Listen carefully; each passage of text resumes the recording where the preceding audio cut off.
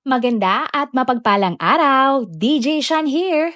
Huwag kalimutang mag-like, comment at mag-subscribe para sa araw-araw na Tagalog facts at mysteries na dagdag kaalaman. Tandaan, knowledge is power. Madalas ka bang umorder online? Saan ka madalas umorder? Sa Grab, Foodpanda, Shopee, TikTok o sa Lazada? Madalas ka bang magbigay ng tips sa mga delivery rider? O kung hindi naman, ikaw ang delivery rider at madalas kang mabigyan ng tip. Alin man sa dalawa, panigurado ay mamamanga ka sa ating kwento ngayon. Dahil ang kwento natin ngayon ay tungkol sa isang rider na binigyan ng pinakamalaking tip sa buong mundo. Isipin mo na lang to. Isang delivery rider, binigyan ng tip ng customer. Hindi cash, hindi rin bigas, load o kahit anong gamit ang ibinigay sa kanya. Wala pang halaga noon ang bagay na ito. Akala niya, wala lang. Pero pagkalipas ng ilang taon, ang tip na ito ay naging katumbas ng bilyong-bilyong piso. Katumbas ng limpak-limpak na ginto. Kung pakikinggan, parang kwento sa pelikula, hindi ba? Pero ito ay totoong nangyari. Hindi ito nangyari sa Pilipinas kundi sa Amerika, kung saan isang lalaki ang bumili ng 2 pizza. Pero ang ipinambayad niya sa rider, isang bagay na halos walang halaga noon. Pero ngayon, ang tip na ito ay halos katumbas na ng 50 billion pesos. Kung alam nga lang siguro ng lalaking nag-order ng pizza ang mangyayari, malamang hindi na niya itinuloy ang kanyang order. Taong 2010, wala pang Grab, wala pang Foodpanda o kahit anuman sa Pilipinas. Maging sa maraming lugar sa Amerika, ang paraan ng pag-order ng pagkain, tanging sa telepono lamang. Tatawag ka, mag-order ng pizza at maghihintay ka na lamang sa iyong pintuan na dumating ang iyong order. At isang araw, may isang lalaki na nagngangalang Laszlo Hanyes, 28 years old. Isang simpleng programmer mula sa Florida na biglang nag-crave ng pizza. Wala siyang balak lumabas at ayaw niya ring magluto. Pero may problema. Ayaw niyang bayaran ng gamit na normal na paraan ang kanyang o-ordering pizza. Ayaw niyang magbayad ng cash at ayaw niya ding gamitin ang kanyang credit card. Ang gusto niyang ipambayad, isang bagay na hindi pa uso noon. Isang klase ng pera na hindi nahahawakan, hindi mabibilang ng aktwal at hindi tatanggap sa mga tindahan. Para sa iba, kalokohan lamang. Para sa iba, imahinasyon lamang. Pero para kay Laszlo, sapat na iyon na pambayad sapagkat wala pa itong tunay na halaga at hindi naman siya malulugi. Kaya naman nagdesisyon siyang mag-post sa isang forum, kung saan sinabi niya, magbibigay ako ng 10,000 meme coins sa inyo kung may magpapadeliver lang sa akin ng 2 malalaking pizza. At hindi nga yun pagkakamali, 10,000 talaga. Sa panahon na iyon, wala pang ganong interesado sa coins na ito. Pero isang lalaki ang pumayag. Tinanggap niya ang alok online, kaya naman nag-order siya ng pizza at i-deliver niya sa bahay ni Laszlo. At tinanggap niya nga ang 10,000 meme coins bilang kabayaran at tip. Ang pizza nga noon, posible ang halaga ay 3,000 piso. Pero para kay Laszlo, naka-jackpot siya dahil tila libre ito at wala namang value ang 10,000 meme coins na kanyang ibinigay. Meme coins nga ang tawag dahil katulad ng memes, parang joke time lang ang barya na ito. Dahil nga wala pang halaga. Walang resibo, walang kontrata, isang simpleng transaksyon ng 2 strangers na tao. Pero ang hindi nila alam, ng araw na iyon ay magiging parte ng isang kwento na pag-uusapan sa buong mundo. Dahil ang 10,000 na ibinayad ni Laszlo ay yun na pala ang magiging isa sa pinakamahal na order sa buong kasaysayan ng pagkain. Pero ano nga ba ang pinangbayad ni Laszlo? Ang ipinambayad lang naman niya ay isang bagay na tinatawag na Bitcoin. Marahil narinig mo na ang salitang ito. Pero sa panahon na iyon, halos walang halaga ang Bitcoin. Sa sobrang bago nito, wala pa halos tindahan ang tumatanggap at wala ring halos taong may alam kung ano ito. Para nga sa karamihan, parang laruan lang ito sa internet. Pero sa simpleng pagpapaliwanag, ganito yan. Ang Bitcoin ay isang uri ng pera na nasa internet lamang. Walang papel, walang barya. Hindi mo ito mahahawakan, pero pwede mo itong ipasa sa ibang tao. Hindi ito gawa ng bangko, hindi rin kontrolado ng gobyerno. At ang kakaiba dito, lumalaki ang halaga habang tumatagal. Nung una itong nilikha ng taong 2009, halos wala talaga itong halaga. Sa katunayang, ilang sentimo lamang ang katumbas ng Bitcoin. Kaya nga nung ipinambayad ni Laszlo ang 10,000 Bitcoins para sa 2 pizza, talagang halos walang halaga. Hindi rin kasi ito katumbas ng piso. Pero habang dumadaan ang panahon, unti-unting napansin ng mga tao ang potensyal nito. Nag-umpisa silang mamuhunan. Nag-umpisa na rin ang ibang bansa at negosyo na tanggapin ito bilang lehitimong paraan ng pangbayad. Hanggang sa dumating na nga ang panahon na ang isang Bitcoin ay nagkakahalaga na ng milyong-milyong piso. Ngayon nga ito ay halos katumbas ng 1.9 million pesos bawat isa.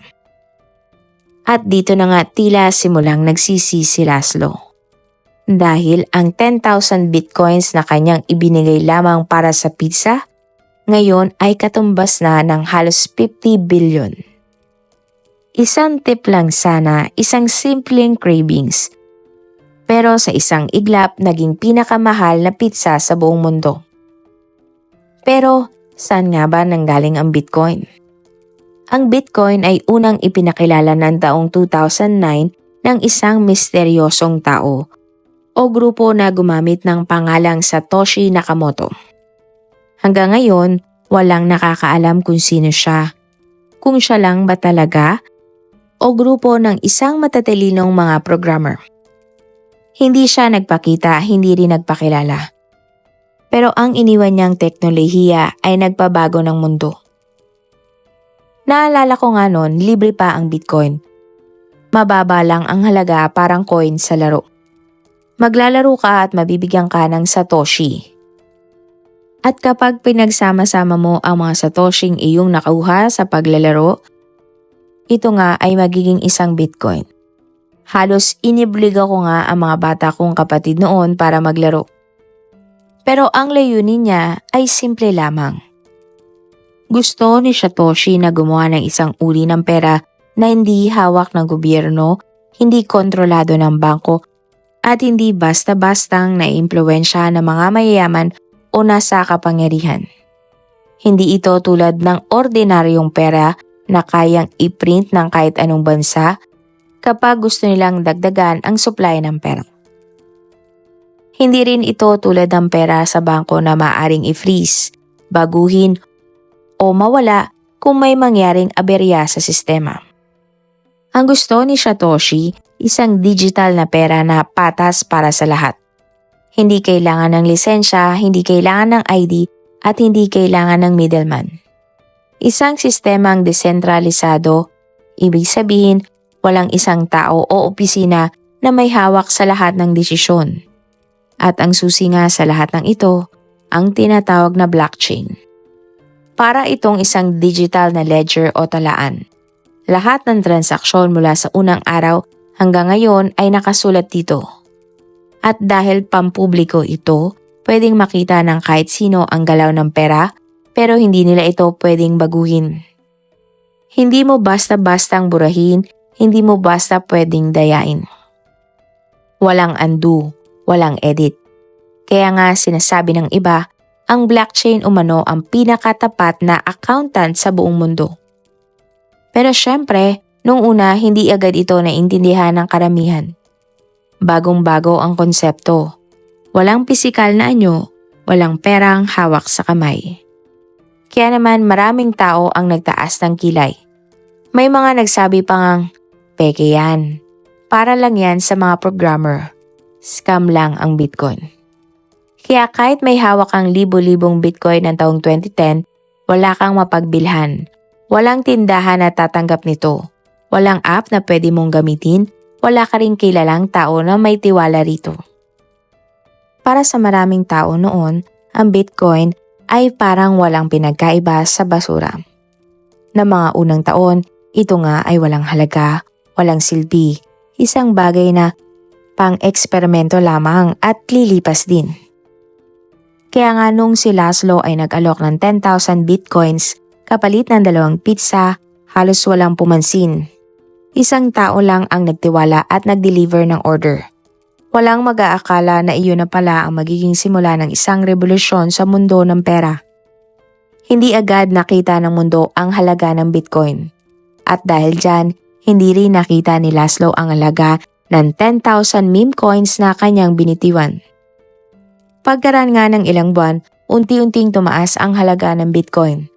Kung dati-rati ay wala nga itong halaga, ilang sentimo lang ang isa, naging piso, naging 100 piso, naging 1,000 at hanggang sa naging milyon na nga ang halaga nito kada piso. Kaya naman dito na nagsimulang mapaisip si Laszlo. Sandali lang, ilan nga ulit ang binayad ko para sa 2 pizza? 10,000 Bitcoins. Na ang halaga ngayon ay bilyong-bilyong piso. Binigyan ni Laszlo ng pagkakataon ang Bitcoin. Ayon nga sa kanyang panayam, hindi daw siya nagsisisi. Gusto lang daw kasi talaga niya na gamitin ang Bitcoin sa tunay na bilihan o gamitin sa isang transaksyon para patunayan nga sa buong mundo na pwede itong maggamit sa tunay na buhay. Pero kahit anong sabihin niya, hindi may tatangging siya ang taong bumili ng pinakamahal na pizza sa buong kasaysayan. Kung tinago lang sana niya ang 10,000 Bitcoins na iyon, ay baka isa na siyang multi-billionaire ngayon. Baka may sarili na siyang kumpanya. Baka may sarili na siyang isla. At dahil sa simpleng craving sa gutom na pizza, nawala sa kanya ang pagkakataong magkapera at hindi na niya kailangang magtrabaho pa habang buhay. At ngayon nga taon-taon, tuwing May 22, ginugunita ng mga taga-Bitcoin community ang tinatawag nilang Bitcoin Pizza Day. Nagpapadeliver sila ng pizza, nagpo-post ng memes at syempre, inaalala si Laszlo, ang unang taong gumamit ng Bitcoin para lang sa 2 pizza.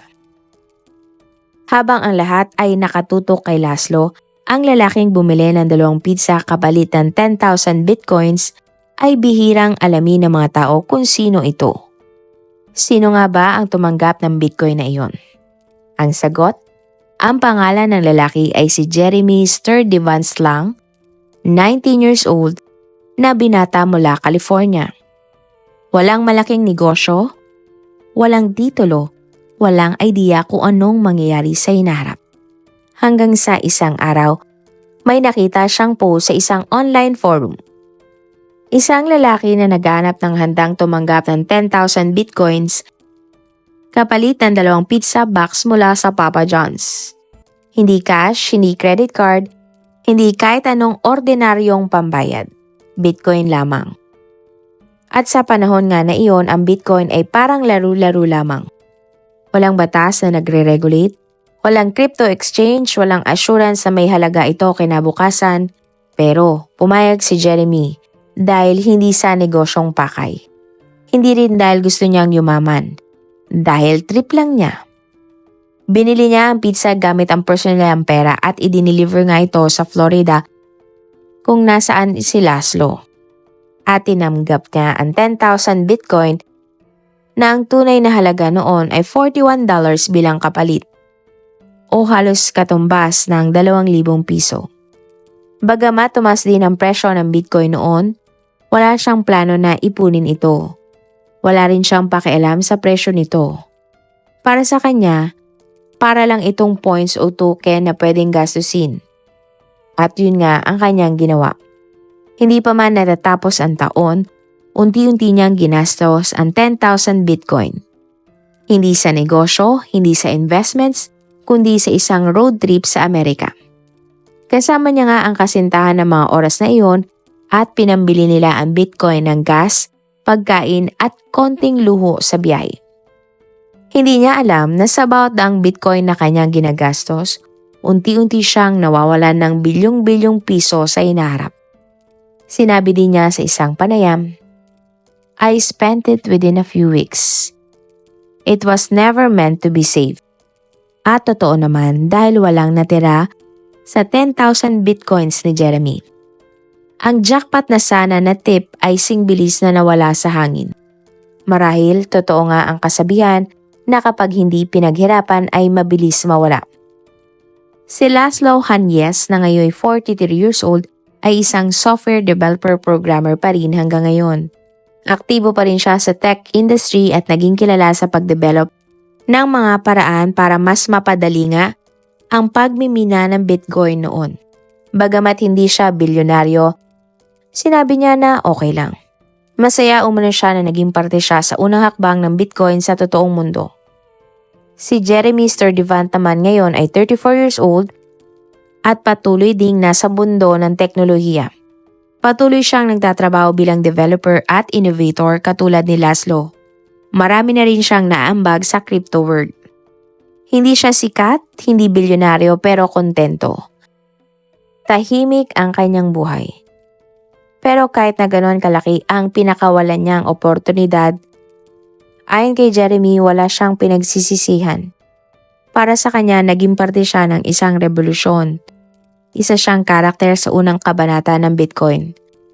At kung hindi raw niya ginamit ang Bitcoin sa totoong transaksyon, baka nga hindi ito naging ganito kalaki ngayon. Tandaan, ang Bitcoin ay napaka-komplikadong bagay. Bukas may halaga ang iyong hawak, bukas ay maaring mawala. Ang Bitcoin ay hindi para sa kanino lamang. Dahil ito nga ay pinag-aaralan. Pero ang nakakalungkot, ang Bitcoin ngayon ay pinaniniwalaan na nagagamit na nga sa masasamang transaksyon at maging sa mga illegal na transaksyon. Kaya naman, huwag mong papasukin ang Bitcoin nang wala kang sapat na kaalaman. Dahil tandaan, ito ay para sa lahat at walang nagre-regulate.